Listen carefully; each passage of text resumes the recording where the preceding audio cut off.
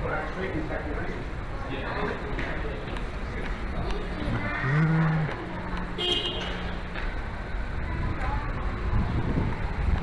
the sirens now? I just exited the building there, and we got sirens going off right away.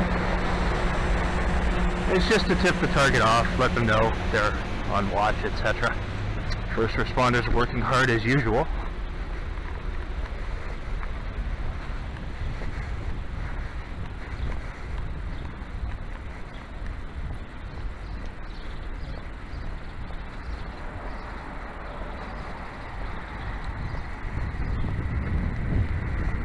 So, just heading back to the train station now, in a different area today, but again, just to show you that the same thing happens all over the place, all different areas.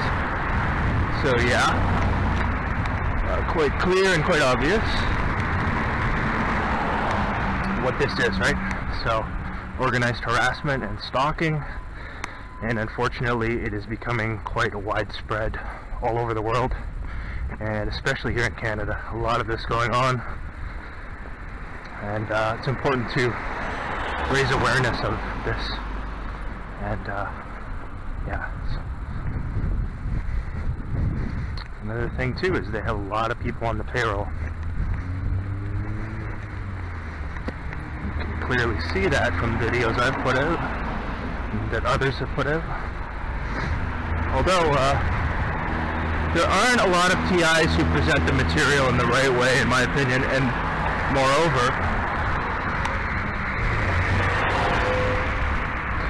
there aren't a lot of legitimate TIs, period, on a lot of these video sites. A vast majority of these people are actors, or people who are paid to act crazy to discredit real TIs, as I've said before.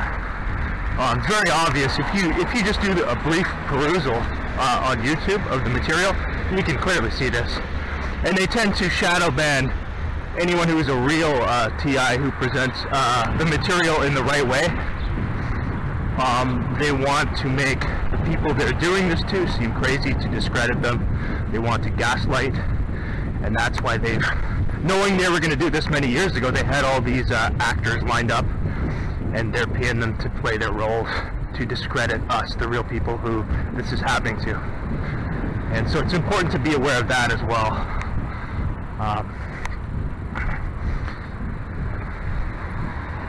Yeah, important to disseminate this material in a way that is dignified, I believe. And sure, there are going to be some situations when you're a TI when these operations are going to get you to be ticked off, right? That's the whole goal, is to aggravate, irritate, cause stress. So every now and then, you know, it's inevitable. We're human. We're going to have times when we get a little ticked off, but it's important to minimize those and focus on presenting the material in a very dignified way and showing the patterns. It's very important, pattern recognition, to show the people who haven't been bought off and made this deal to partake in these operations and to assist the atrocious people who run these operations. And again, a lot of them have been deceived, there's no doubt about that. They're being exploited and deceived.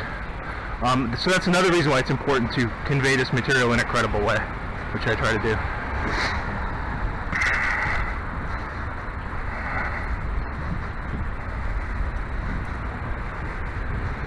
And as is the case with, obviously intelligence agencies have a big role to play in these things. They run these things through military operations as well, military intelligence.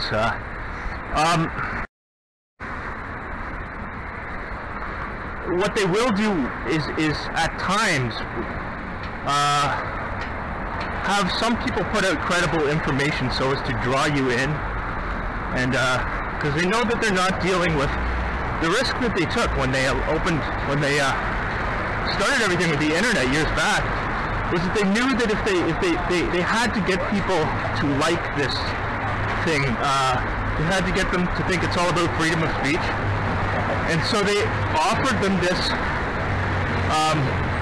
illusion of freedom of speech and allowing them to have all this information knowing that doing so would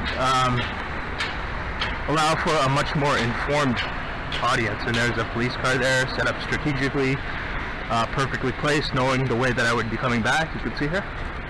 So they know the way I'm coming back. No one in the car, but just parked there. So, yeah, so this was a gamble that they took, and again, it was a double-edged sword for them because they knew that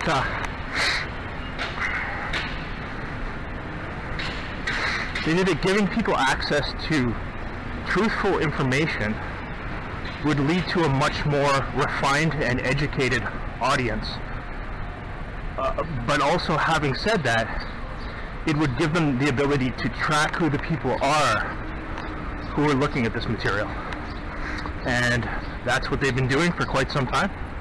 And it doesn't matter if you use a VPN, they know what you're looking at and who you are, right? That's why they created, the internet was created from the beginning. And so when they did this, this was the plan from day one. The plan was to allow for the illusion of freedom so as to entrap people.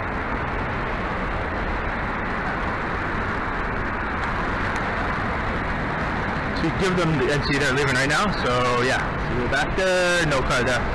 So again, he was given instructions to park there and leave as soon as I passed by, which he did.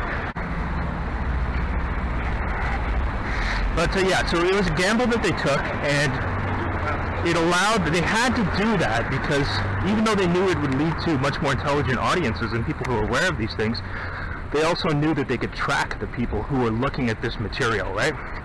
And again, that's what they've been doing for a long time. That's why they put out a lot of these shows who provide very, very credible material and come off as being very legitimate.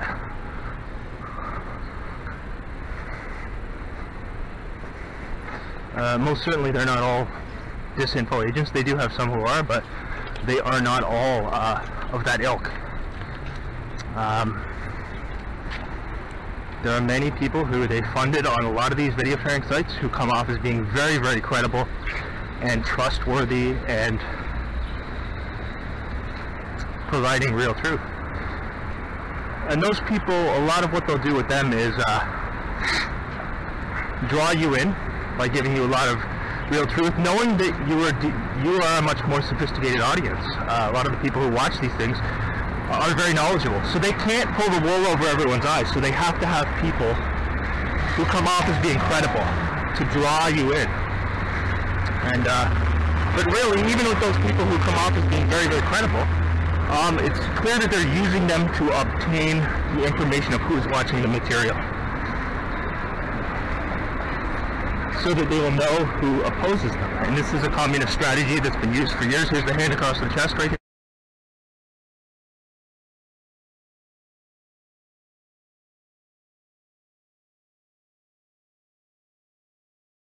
See the hand sign? Right there. Hand across the chest. Very clear. Shown that one many times in the videos. And there it is there. But yeah, so this was a strategy, and this strategy in fact goes back a long way in communism to Lenin's days, along with the controlled opposition strategy of putting out people who the opposition would trust, seemingly real opposition, to draw them in, identify them, and eventually destroy the real opposition.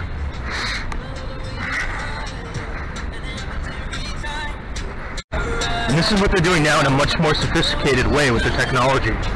No doubt about it.